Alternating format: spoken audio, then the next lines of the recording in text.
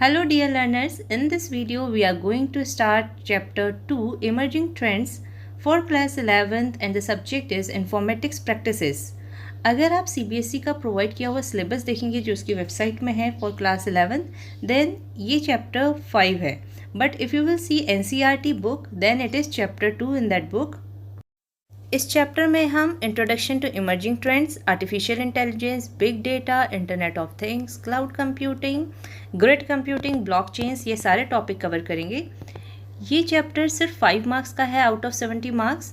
पूरा चैप्टर जो है थ्योरेटिकल है, बट जिन स्टूडेंट्स को टेक्नोलॉजी में इंटरेस्ट है उनके लिए चैप्टर बहुत इंटरेस्टिंग है, बहुत इंफॉर्मेशन वाला चैप्टर है. First topic emerging trends. It is a combination of 2 words emerging and trends. Emerging in terms of technology, it means currently developing or that are expected to be available within next 5 to 10 years. ऐसी technologies जो अभी develop हो रही हैं और आने वाले time में 5 to 10 years में हमारे लिए अवेलेबल होंगी.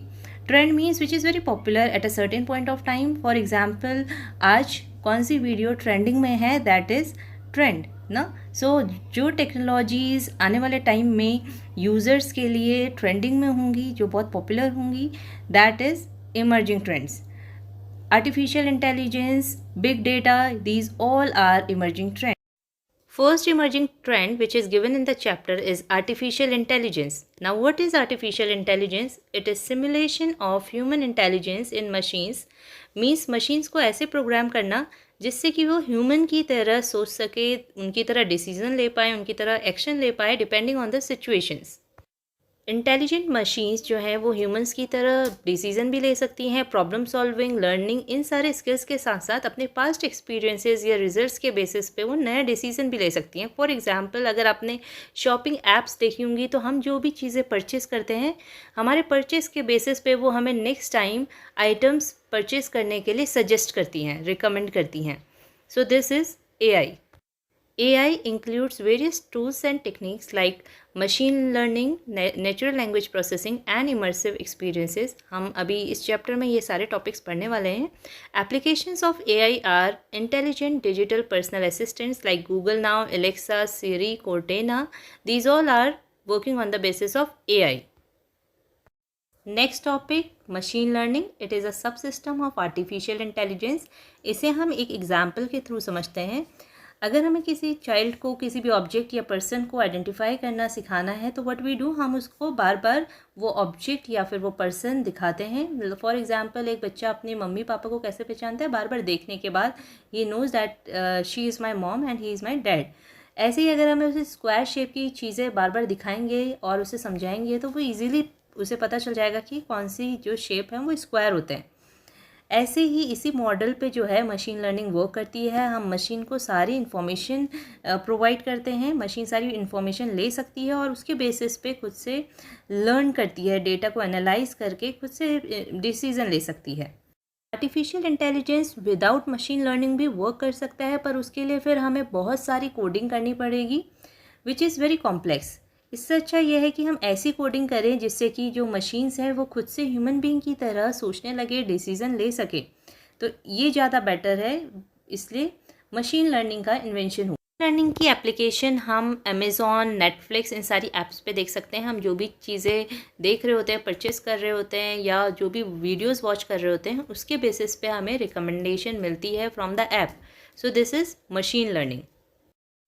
Next topic, natural language processing. It is also a field of AI. Natural language means जिस language में normally human beings आपस में बात करते हैं, that is natural language. So human speaks hundreds of languages with different dialects, slangs and accents जो easily computer को समझ में नहीं आती है. Computers can only understand machine languages और फिर बाकी चीज़ों के लिए उसमें translator होता है. तो अगर मशीन को natural language, it means human language समझ में आए और वो उसे ईजिली अंडरस्टैंड करके हमें रिजल्ट दे, so that is natural language processing. Natural language processing के थ्रू ही गूगल और बाकी सर्च इंजन्स हमें search by voice facility provide करते हैं. Next topic immersive experiences. It allows us to visualise, feel and react by stimulating our senses. तो इस content में हम ज़्यादा इंगेज होते हैं, ज़्यादा इन्वॉल्व होते हैं, हमें ऐसा लगता है कि हमारे सामने चीज़ें हो रही हैं. फॉर एग्ज़ाम्पल जब हम मूवीज़ देखने जाते हैं, 3D मूवीज़ देखने जाते हैं थिएटर में, then we are more involve in that movies, हम ज़्यादा इन्जॉय करते हैं अगर हम कंपेयर करें उन्हें नॉर्मल मूवीज़ से। Immersive experience technology field of training में बहुत यूज़ होती है। फॉर एग्ज़ाम्पल ड्राइवर्स के लिए ड्राइविंग सिमुलेटर्स हैं, ऐसे ही पायलट्स के लिए फ़्लाइट सिमुलेटर्स हैं, और इवन डिफेंस में लाइक आर्मी को अगर ट्रेनिंग देनी है how to fight with their opponents, तो उसके लिए ऐसा एनवायरनमेंट बनाया जाता है using these simulators, they can learn how to fight with their opponents. Immersive experiences can be achieved using virtual reality and augmented reality. What is virtual reality? It is a three-dimensional computer-generated situation that simulates the real world. For example, आप अपने room में बैठे हैं और आप virtual reality के through ये feel कर सकते हैं कि like you are in Paris और आपके सामने एफिल टावर है।